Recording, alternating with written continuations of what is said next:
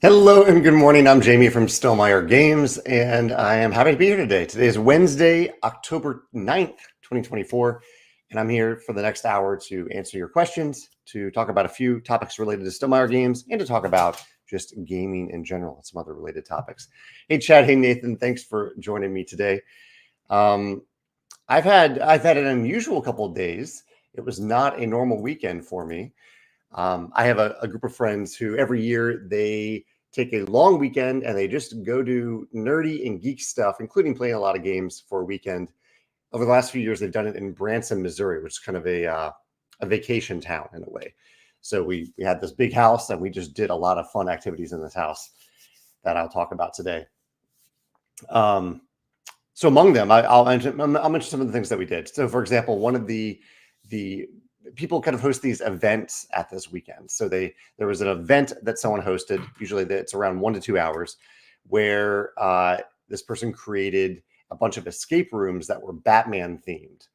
And so we went around to each of these like mini escape rooms within this house that we were renting and trying to solve the puzzles. And they were quite impressive. These escape room puzzles that Adam put together. So that was one of them.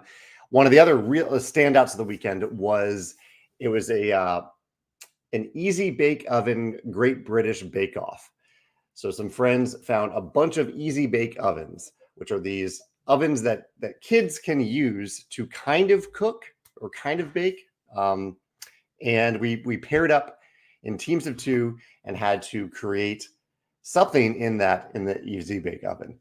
And so there were a lot of actual like decent things that ended up coming out of the oven. A lot of things that resembled very thin cakes. Colin and I, my teammate, we made a crepe. We made 2 crepes actually in the easy bake oven because we thought making something thinner would work.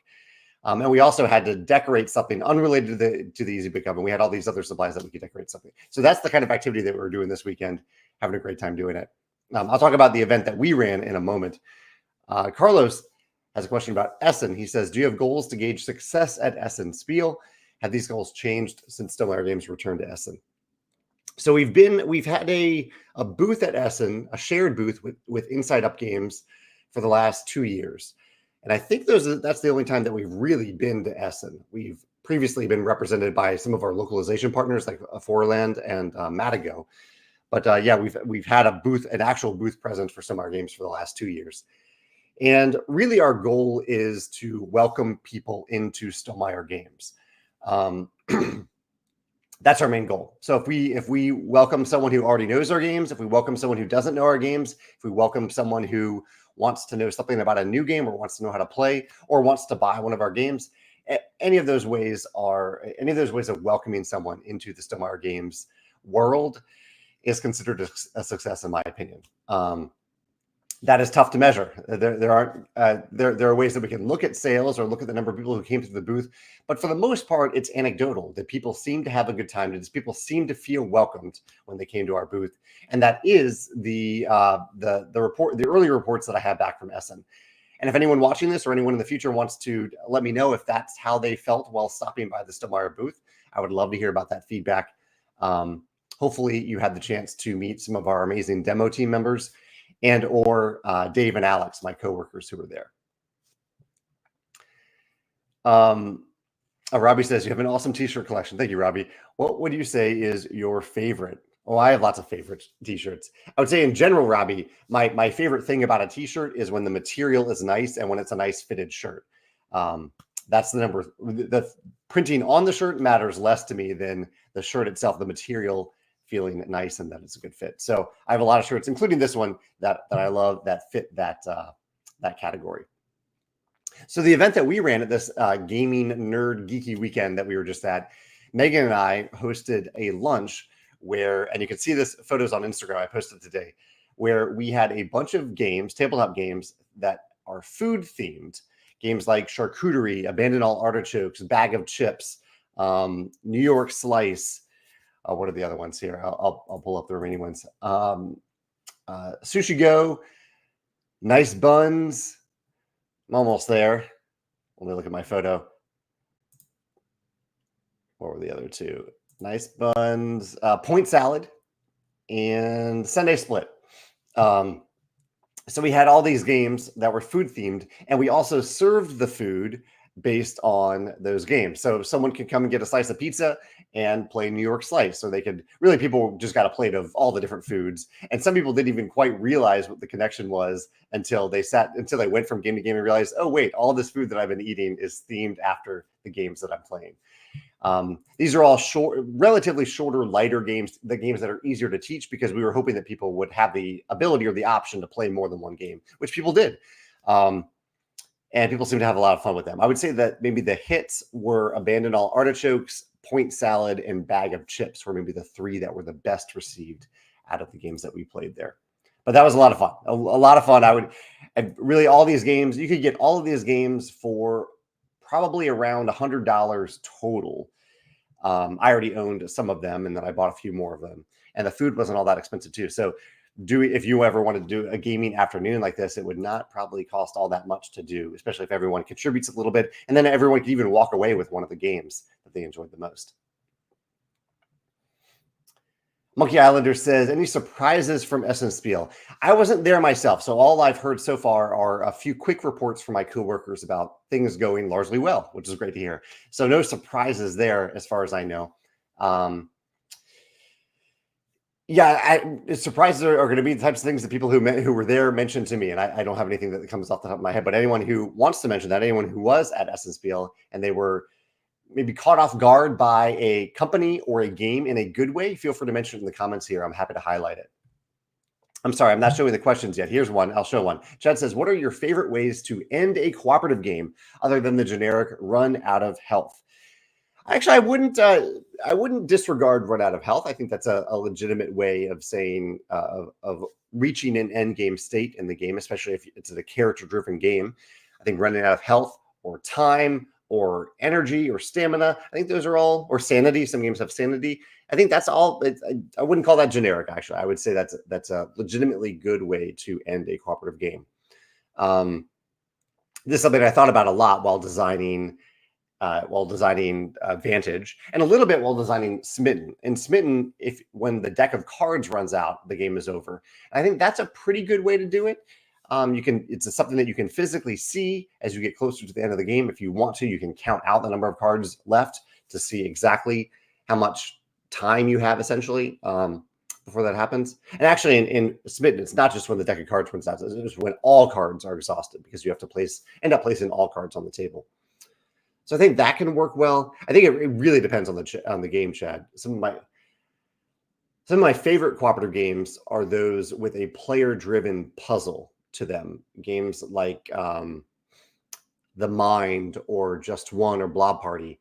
And they all have very different ways of ending the game. Like a game of Blob Party typically ends with everybody blobbing, or you just decide that you're done, or you play strictly by the rules, and I believe it's 7 cards in. If you haven't blobbed yet, then you lose and the game is over. We rarely actually play that way. With The Mind, there's a aspect of health to it. Using these health cards, if you mess up enough, if you mess up the player-driven puzzle enough, then the game says, okay, you're done here. You can try again. And I think that's a good way to end it. There's really a vast variety of ways. I'm looking over at my shelf at a Mysterium Park is one of my favorites. I really do love Mysterium Park. That one ends with players either getting the puzzle right or getting it wrong. So it's another player-driven puzzle type game.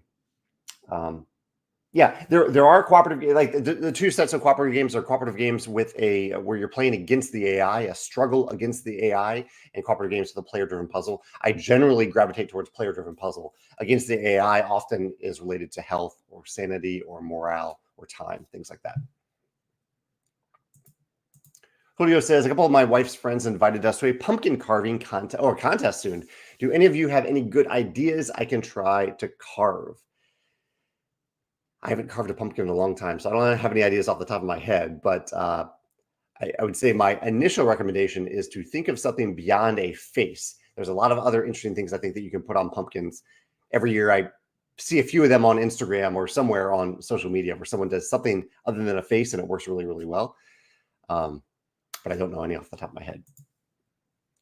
Icy Skater says the easy bake oven idea sounds so fun. It really was a lot of fun. It was a great challenge because we weren't just baking something. We were baking something that you could cook in an easy bake oven in less than an hour, which is very difficult.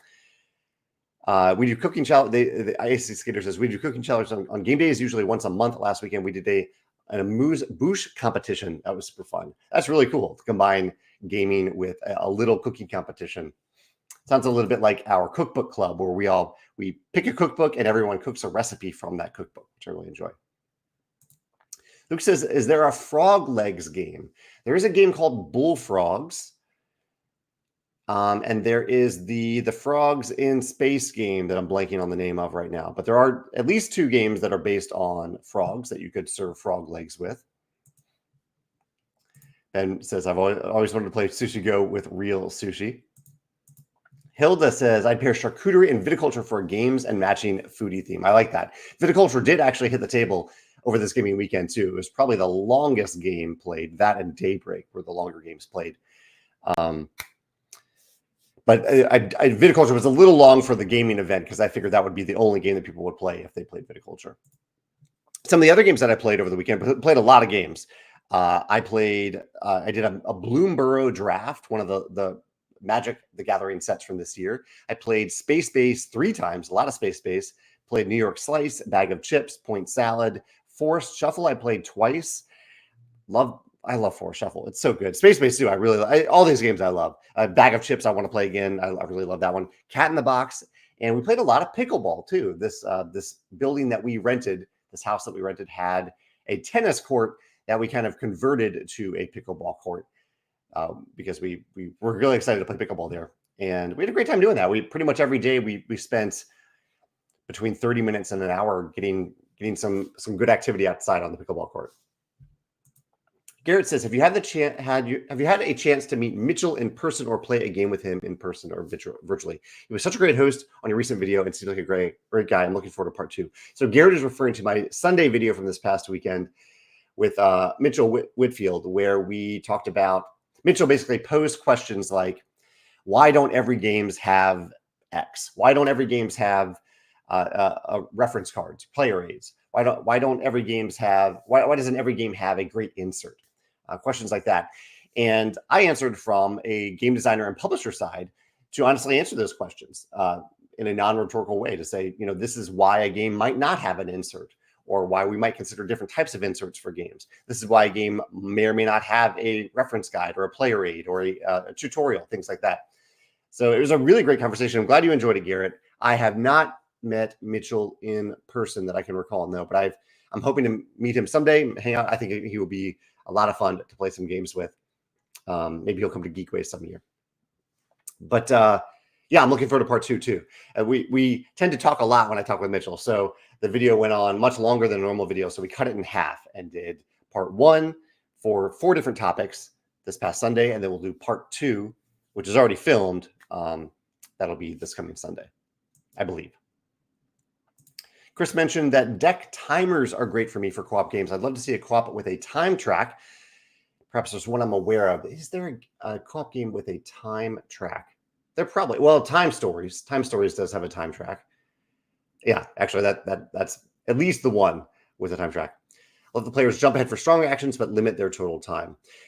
Time Stories uses a share, like all players have a single time token on the time track, not multiple players having their own time tracks. That is something I considered for Vantage. There was a time where I considered doing that with a time track in Vantage, but I felt it limited players' freedom of choice a little bit, just a little bit. Yeah, but I'd like to see that too. I think it could work in the right game. Cosmic Frog. There's the other frog-themed game.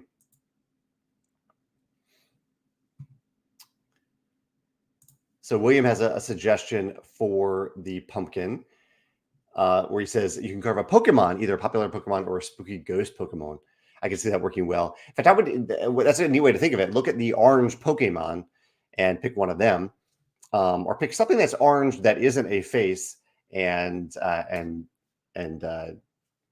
that into the pumpkin. Chad says that Leader Games have some templates for pumpkins. That's pretty cool.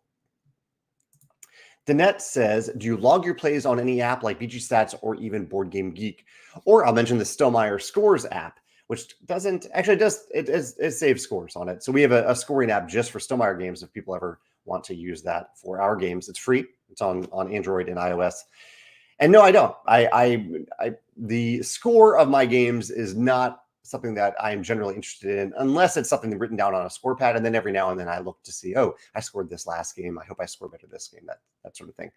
But no, I don't track my scores. I don't even track my plays, but I do rate every game on Board Game Geek that I play. And so and I do it after I play, as I believe anyone should, not to rate the game before you actually play it. Yeah, so if you ever want to see my ratings of games or to see everything that I've played, you can see my profile, Jamey Stonemaier, on Board Game Geek. Let's see. Anthony says he enjoyed Mitchell as well. Let's see. Tony says our group played Stamp Swap for the first time yesterday. Our group enjoyed it. Thanks for playing Stamp Swap, Tony. We had some issues come up with the wording on some of the contest cards. I looked in the box, being sure there would be an index of the cards, but couldn't find anything. Any plan to put out a PDF or supplement that lists the cards and offers additional clarification? So, Tony, my goal with any game where we have text on things is that the text explains everything that you need to know. Obviously, I didn't accomplish that goal for Stamp Swap, but typically when I have that ability to use text in a game, I don't think it necessarily needs an index or an appendix, because everything should be explained in the text on those cards, opposed to a game where you have like a tile that has icons on it and maybe a little bit of text, but mostly icons, a limited space. That I think is a good time to have an appendix or an index in a game. So clearly I failed in Stamp Swap, and I think a supplemental guide would be a good idea. I have tried to add some of these to the FAQ on our website as well. And there are representative examples in the rulebook itself where we look at either specific contest cards, or we look at contest cards that kind of represent a few different types of contest cards. We use an example in that. So the best place to kind of add to that collective information is to post those questions that you have on the Stamp Swap FAQ page on our website. And that way it's at least there in the comments for someone who wants to look in the comments. And most likely I'll then also add it to the FAQ, and I can answer it there as well. So it ends up in the right place for anyone looking for that information. Yeah. Paul, also the designer of Stamp Swap, says he can also make a BGG listing for clarifications on every card. I appreciate that, Paul. Aaron says, since the Polyomino video we recorded came out, I've since played My City and Project L. That's awesome. Both of them have been incredibly fun. My mom wins more often than not in both games. She's very formidable. That's great. I'm glad you gave both of them a try. I'm really impressed by both games in different ways. My City and Project L do very different things with very similarly shaped tiles. It's neat to see how much variety can come from Polyomino games. Garrett says, is your Japan trip coming up soon? How's the planning going for that? The planning is pretty much complete for it, although I'm glad I was thinking about something that I need to do for it recently. Yeah, the planning is pretty much done. Right now, I'm just studying a little bit of Japanese every day to try to trigger that vocabulary memory somewhere deep in my brain. And we were talking a little bit about what games do we want to bring to Japan. We basically need, I'm thinking 2 games, or maybe 1 game per suitcase, so maybe up to 4 games that are very small and portable, but offer a ton of replayability. And Rolling Realms came up as one. I think Rolling Realms offers, in a concise package, I don't even have to bring I might use the travel box, for example. We can get a ton of variety out of a limited card set for Rolling Realms. So that is one that we're definitely going to consider. And I'm also open to any recommendations, probably card-based games, but there might be some exceptions to that. But and I should actually look back at my list too, because I'll try to look it up right now. I have done videos about games that are good to travel with, but I think most of them were geared towards 2-player games. But this is a 4-person trip to Japan. I'll search for the word travel here to see if I can get that to pop up. Travel. Come on, keyboard. My keyboard doesn't like when I stand up. It's like a little bit too far away. Okay, here we go. My top 10 favorite travel-friendly games. What did I say back in 4 years ago? This was around the time we went on our New Zealand trip. That was 5 years ago.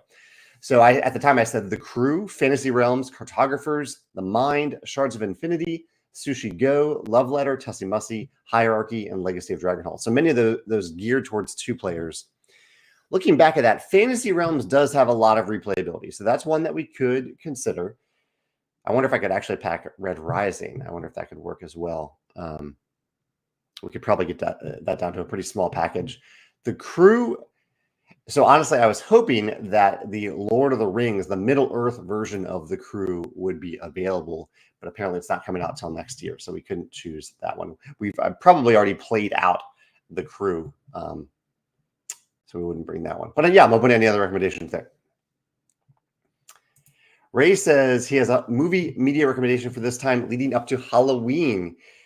He recommends Over the Garden Wall. Yes, I've seen that, and it is... Actually, I watched it all at once. I didn't realize that it was broken down into 10-minute episodes. But yeah, Ray, thank you for that recommendation for anyone looking for a Halloween show to watch. We might start to watch Agatha All Along and also Wednesday. I haven't watched Wednesday. Megan has, and she wants to rewatch it and recommended it to me. So we might try watching Wednesday and Agatha All Along for Halloween. And also, my TV mention of today's subject line is Survivor. Not a Halloween show, but a show that I'm enjoying. Season 47. No spoilers, but yeah, I'm really enjoying the season so far. I think it has a lot of great little twists, a lot of good variety. And one, I guess, very minor spoiler about something they've added this season is this idea of these treasure hunt style rewards that you get, where you go on a little bit of a treasure hunt to find a box, and then you have to unlock that box. And when you do, you get an immunity idol, which makes you immune from being removed from the game. But they're only good for one tribal council. So the next time you go to tribal council, the time where you're eligible to be voted off, you lose that vote or you lose that immunity. Unless when you open that box, you decide to not keep that reward and instead go for another immunity idol, finding another key to unlock a box within the box that gives you immunity for 3 tribal councils. And then inside that box, there's one more box where you can unlock that one to get immunity, just a full immunity idol. And so far, 2 people chose the one tribal immunity idol, and because they were so nervous about like all the effort that it would take to go into unlocking another box and potentially getting caught doing that. One person went for the 3 tribal immunity idol, but he played it right away anyway. And as much as I like the idea of a 1 tribal council immunity idol, it takes a little bit of the drama out of it because you know that they're going to play it in that 1 tribal council. So I was thinking about some Survivor twists where maybe they could do one where an advantage like that either gets stronger the longer that you don't use it, or it gets weaker the longer that you don't use it. So you are allowed to keep it. You don't have to use it right away, but it gets a little weaker. Like it goes from full immunity for a tribal council, and then if you don't use it at the next tribal council, it's an extra vote, something like that, and then it gets a little bit weaker, and then eventually just fades away. And therefore, there's a bit of a choice there. Do I use it right away when I don't think I really need it, but it's going to get weaker the next time if I don't use it? Anyway, Survivor talk. If you're watching Survivor, I hope you're enjoying it. Ben says, how do you know if a game's theme will resonate with the Stonemaier audience? Is this a large consideration for you when designing games?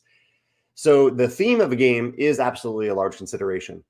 I wouldn't say that I think only or specifically about the Stonemaier audience. I'm hoping that we can welcome anyone to the tabletop when we make a game.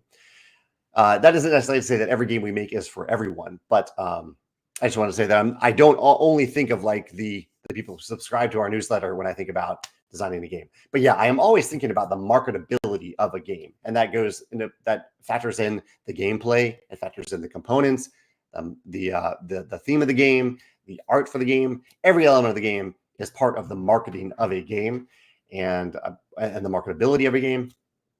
I'm always thinking about that. Yeah. Jeremy says, you have mentioned that you have a list with hundreds of content creators with social media algorithms. It's hard to find creators. Is there somewhere you have the list posted or could share? Yeah, Jeremy, I post it every year publicly. It's available right now on our website. If you search for, it's our reviewers article, and it was actually linked in a recent article that I had. The title of the article is Our Current Approach. Here, I'll put it in the comments. Our Current Approach to Board Game Reviewers and Content Creators in 2024. I do it once a year, so there is a different year on it every year. So yeah, Our Current Approach to Board Game Content Creators and Reviewers 2024 is where you can find that list. Quilio thought is thinking about doing a gaming related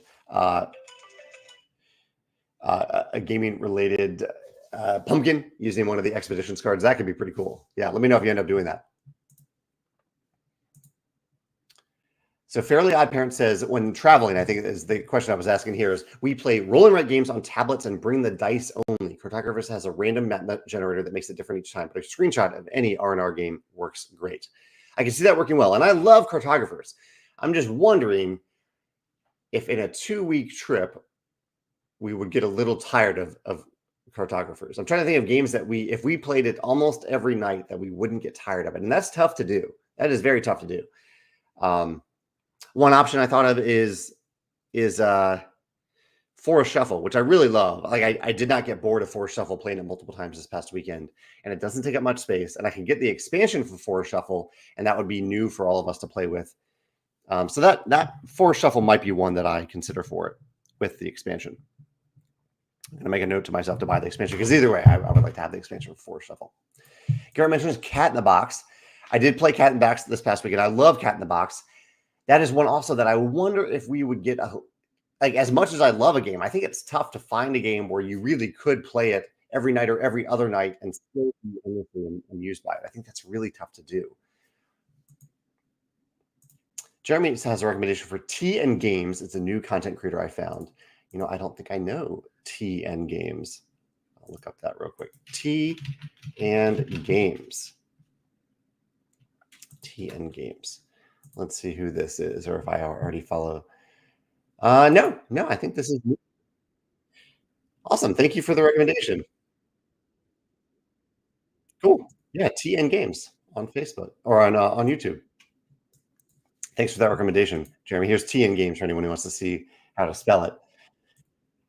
Susanna says, I just played a Bridgerton-themed love letter. I love that, and that was a lot of fun. A great little card game. That is definitely a travel-friendly game in terms of how small it is. You know, we could maybe bring a few different love letters and jump between them, because there's a little bit of variety in the different types of love letters as well. Michael mentions Fleet, the dice game, and Rolling Realms travel well. Yeah, Rolling Realms is probably on that list of games to bring. If I should just add it to the list of games to bring so I don't forget it. But yeah, Fleet the dice game, I could see that working really well too.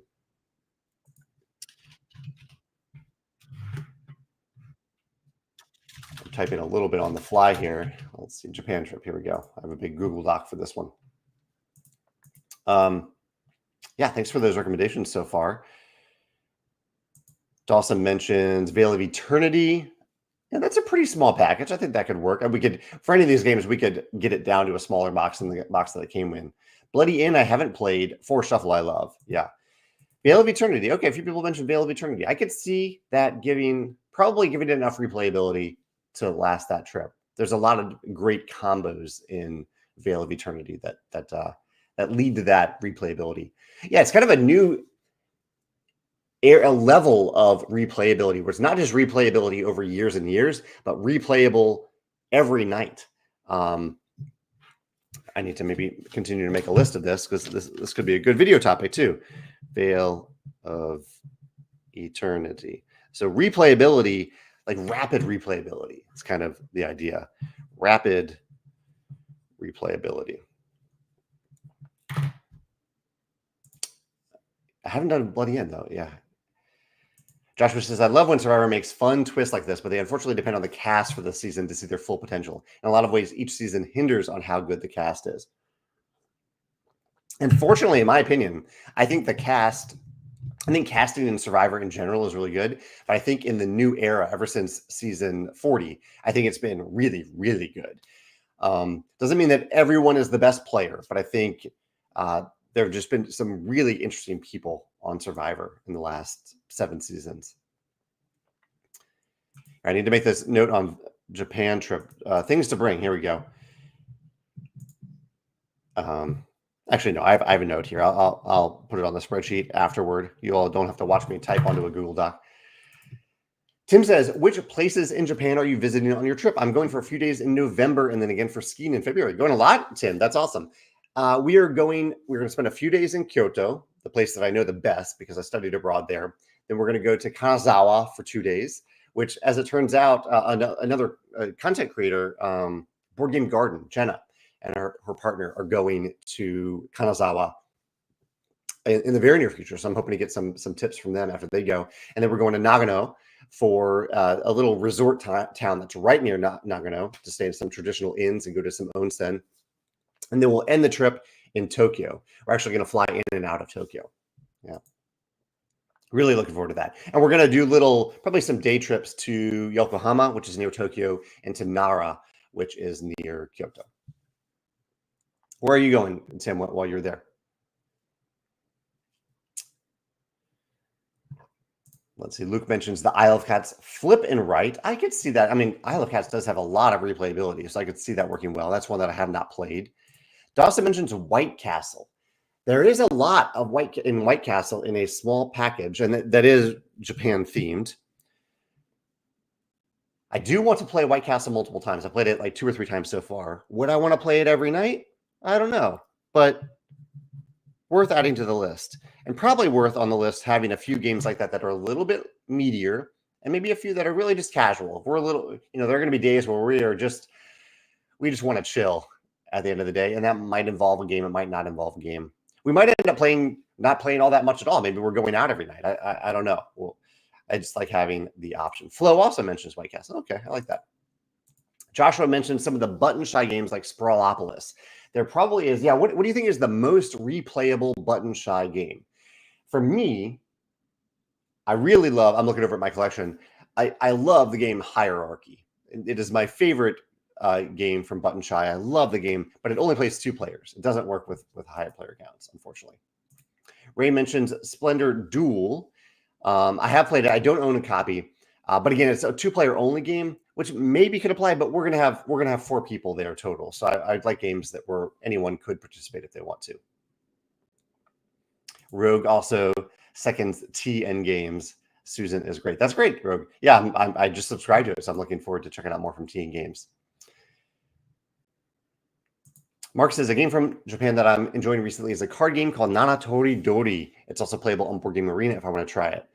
I have seen that game. I may have played it under a different name, but yeah, thank you for that recommendation, Mark, and I will definitely check that out. There are we're going to go to a game store, or at least one game store while we're in Japan, so we might pick up some games that are from Japan while we're there as well.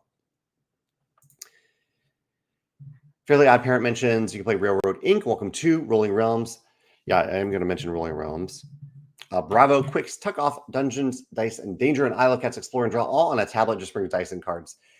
That does assume that we all have tablets, and we don't. Some of us do, but not all of us do. I don't. I just have a phone. I guess I could use my phone for it. But I would prefer not to use the screen. I can see the screen being great for a trip, for travel, but I just greatly prefer not to have screens on when we play games. Chad mentions Terraforming Mars Ares Expedition. A lot of cards, smaller box, and Cascadia, great small boxes for travel. I can definitely see both of those working. Fort from Leader Games. I've only played that once, but I enjoyed that play of it. Here's Melissa. Melissa has a great encyclopedic knowledge of games. Pencil First has pocket editions of Herbaceous and Floriferous. The boxes are really small. That's true. They do. Do they have rapid replayability? I don't know. I think set collection is tough for rapid replayability. I don't know if as much as I enjoy Herbaceous and Floriferous, I don't know if I'd want to play them every night back to back to back. So that's kind of the caveat here. Not just travel size, but also a game that we could literally play. If it came down to this, that we could play every night for 12 nights in a row. But I like those picks either way. I'll make a note of herbaceous here.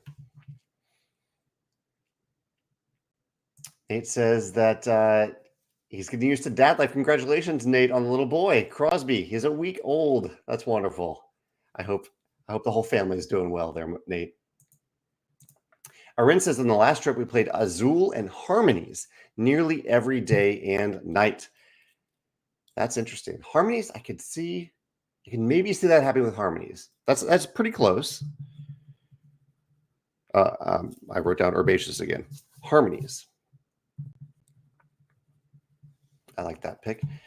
Toby says, do you like Scout? I usually don't leave the house without it when traveling or going to a tournament. I do like Scout, Toby, and I think it's a good pick for it. Yeah, I think Scout is a good pick. I almost wonder if So Clover could be a good pick, because So Clover has just a lot of creativity that can come out of a very simple small box game. So I might mention that one too.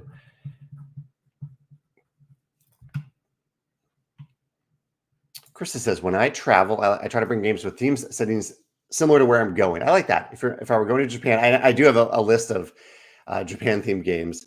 King of Tokyo, Yokohama, Kanagawa, Japan. I do love Let's Go to Japan. A larger suitcase. We played Sagrada in Sagrada Familia when we were in Barcelona this last summer. That was a lot of fun. That's really cool that you actually played it in Sagrada Familia. I played a lot of Let's Go to Japan leading up to this trip. Could we get that down to a smaller box? We could probably get that down to a smaller box, or maybe even do one of those things where we fit a bunch of other games in that same box. Yeah, that's interesting. I'm intrigued by that. I'll at least put Let's Go to Japan on the honorable mentions. Yeah. Julio says, I started using Trello to keep track of projects I have going on at work. That's great. I use Trello for making lists. Do you have any tips and tricks for a new user? I use Trello in a very rudimentary way where I am just using it to make lists. The one thing I have found is that two different things here. One, if you've accomplished a task, you can either move it to a different list, like you'd have a whole list built around things that I've accomplished, and you can just move it over there, or you can archive it. And if you archive it, it's a little hard to find afterwards, but you can find it. So archiving it just removes it. It sends it to a different place where it's rather hard to find. But just know that archiving is a way to get rid of it and not see it unless you go out of your way to find it, and that you can find it if you do archive it. I don't remember offhand how to actually find it, though. Darren says, what's the question? We're talking about travel-friendly games in terms of size that have rapid replayability. So games that a travel size game that you could play with up to 4 players. That's the restriction for my trip in particular. That you could play every night for around 2 weeks, 10 to 14 days, and not get bored of it. Scott mentioned Radlands. That's a good pick. I like that for 2 players. Does Radlands play at more than 2 players? I've only played it in the dueling. Oh, and I guess one other caveat is no screens. So no screens on the trip. So not the digital version of Dominion. Although I do understand that screens do open up the possibilities when you're traveling. So I should add that. No apps and 4 players. Yeah, so kind of a group travel, which I know is a little bit more rare. I think you'd be traveling maybe with your partner, with one other person, or with a friend. But in this particular case, we're going to Japan with 2 friends, so it's a total of 4 people. Tim's going to Japan, going to Tokyo in November, and then in February, he's skiing in Hakuba near Nagano, near Shibu Onsen to see the snow monkeys in Tokyo again. Yeah, Shibu Onsen. We're staying at an onsen, a 20-minute walk from there, because we're hoping to go to the Shibu Onsen to hang out with the snow monkeys. That's really cool. That's awesome. Hakuba may even be, I think that is the town that we're going to, the little resort town. Hilda says, such a nice distraction from all the hurricane prep we've had for the last few days. Are you weathering the storm there where you are? Are you able to weather the storm, or did you have to evacuate, Hilda?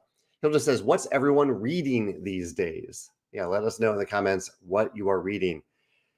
I am reading another book from Adrian Tchaikovsky called Alien Clay, which is a little bit of a thinky read so far. But I really like Adrian Tchaikovsky in general. He's the author of Children of Time, one of my favorites. Scott mentions spots as a great travel option, and I could see spots working really well. Small package, plays up to 4, lots of replayability through the different abilities in the game, and lots of things can happen when you have a little bit of luck in the game as well. Julie also mentioned Harmonies. I like that, and I could definitely see that working. And Harmonies is a good box size too, because you could fit other games in that box probably if you need to, although the tokens do take up quite a bit of space. Grayson says, the topic of tea. If you're a fan of tea, you should see if you can find the Yamakubi Nadeshiko, a Japanese tea where the leaves have been fermented with koji. Interesting. Yamabuki Nadeshiko. Thank you, Grayson, for that recommendation. Yeah, that is not something I'm familiar with at all, but I'll make a note of that. Yamabuki Nadeshiko. Yeah, thank you for that recommendation.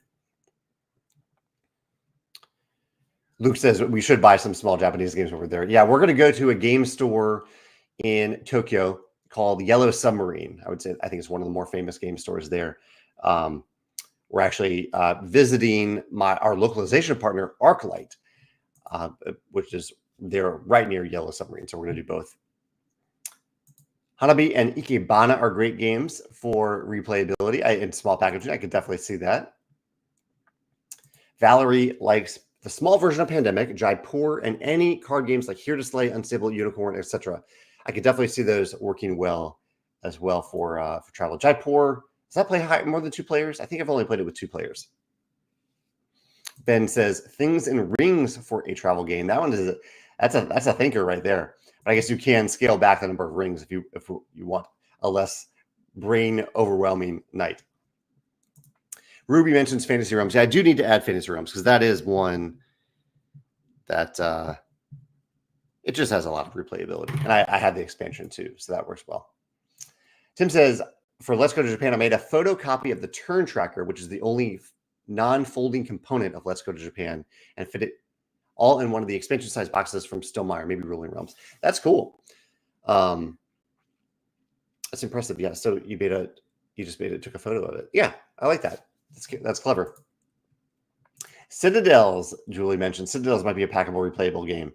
I could see that because there's a lot of replayability from the different abilities in Citadels. I like that. It can be a little mean, but it's not. You're not targeting a specific player in Citadels, so that type of meanness isn't really present there. I don't want to be mean when I'm traveling with so few people. Dawson mentions grab some Commander decks. We could do that. Commander can sometimes run a little long. You know, the Commander games that I've seen that I've been part of usually last 2 to 3 hours. But longer games, that's totally fine. And Magic decks are pretty small. So playing Magic could be an interesting option. I'll mention it. I think some form of Magic, whether it's Commander or a cube or something, could be fun. Michael says that you could probably repack dice thrown down to be very travel friendly. I could see that. Put one in each suitcase. That could work. Let's see. Horde of the Board is answering the question I asked earlier of what are some memorable things or surprising things that came out of Essen Spiel. They say, I'm reading Essen Spiel game rulebooks. Does that count? Sure, that can count. Yeah. Is there anything surprising to you as you're reading these rulebooks? What else are we talking about today? Some shows that we're watching. We finished the latest season of the Lord of the Rings show, The Rings of Power, and I've enjoyed both seasons. I thought both were really beautiful, but I do enjoy that maybe a little bit more happened in the second season. So I liked that, and it was a little less dependent on big twists happening and a little bit more plot driven, while still having some interesting characters and beautiful places. And we're mentioned Survivor, we're watching Survivor as well. We're also our lunchtime shows right now are. Only Murders in the Building, the latest season 4, I think, and Colin from Accounts, which is an Australian show that is on the new season is on Paramount Plus right now. We're enjoying that one too. Aaron says, once you have a game with basic spots or basic dice like spots, it opens up possibilities with Farkle and many others. That's true. Yeah, we could bring spots and bring the rules for other games that just use dice. That's clever. Goop mentions High Society. I like that. High Society Doesn't take up much space. There is a fair amount of replayability in high society. I'll make a note of that one. Toby says, do I have a cube? So I was thinking a cube for Magic the Gathering. I don't have a cube, but it could be, it could work well. I'll have to check with Megan to see if she would want to play that much Magic. We did draft Bloomborough recently, so Bloomborough is fresh on our minds. We could just mash all those Bloomborough cards together and and see what comes of playing them. Melissa mentions the gang. Melissa, I have ordered the gang and I am waiting for it to come. I would love to bring the gang and play it, but I don't know if it will arrive on time. I'm just kind of waiting on it at this point. I think I'll have to find out where I ordered the gang from to see when it's actually coming. Whenever it's released, whenever the gang's retail releases, hopefully I'll have a copy then. So yeah, I would love to bring the gang with me. I'll make a note of it. And Melissa also mentioned Castle Combo, which I need to try on Board Game Arena in the near future. Suzanne is entering the "What are you reading?" question. I'm reading a great nonfiction book called Krakatoa about the volcanic explosion in 1880, thousands of miles away, and was the first global catastrophe because of the telegraph. Oh, that's the first one that people could actually heard about. Thanks for that recommendation, Susanna. Aaron says, come sail away from Sashi, and Sashi is one of my favorite games from Japan. If it were in a smaller box, I'd recommend it for travel. It's unfortunately not in a smaller box given the travel theme, which could still work. We could still pack like one slightly bigger box and put more games in that box. Remove the insert, take out other box. Horde of the Board mentions Altered TCG. You know, I have my copy of Altered. I only have 2-player components. Again, I think that is just a 2-player game, though, isn't it? I'm looking for games that play up to 4 players for this particular trip. Mark says you could probably repack Stamp Swap for your trip. We could.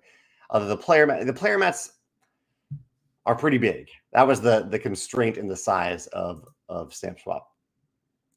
Hilda does confirm that she's not in an evacuation zone, so they're writing it out at home. It's predicted to hit their home at a category 4 or 5 and should slow down to a 2 or 3 as it rolls over us in Orlando. Well, I'll be thinking about you and Sean. Hilda, I hope you and the dogs are okay through it.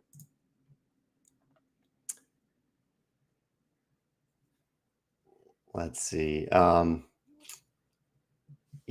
we're at the end of the comments here. We might finish a little bit early today because I was hoping to cook some lunch. And I think we have a pretty good list here of 4-player games that don't use apps that have rapid replayability. I like this list.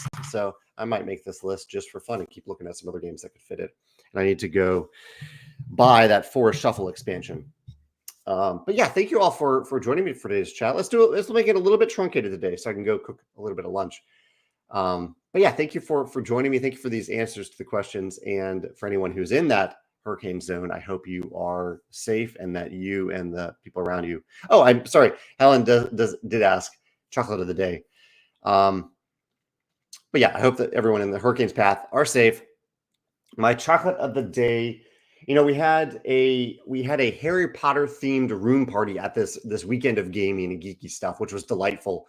And we acknowledge at the party kind of how terrible J.K. Rowling has become, but that we still love the Harry Potter theme, the Hogwarts stuff.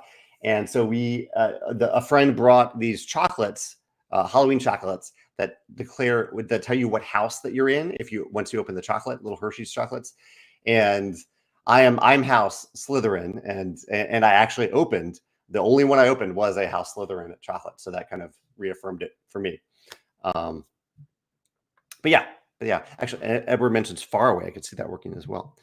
Thank you all for all these recommendations. Have a great Wednesday, a great week, and I will see you next week for the next livecast. Take care.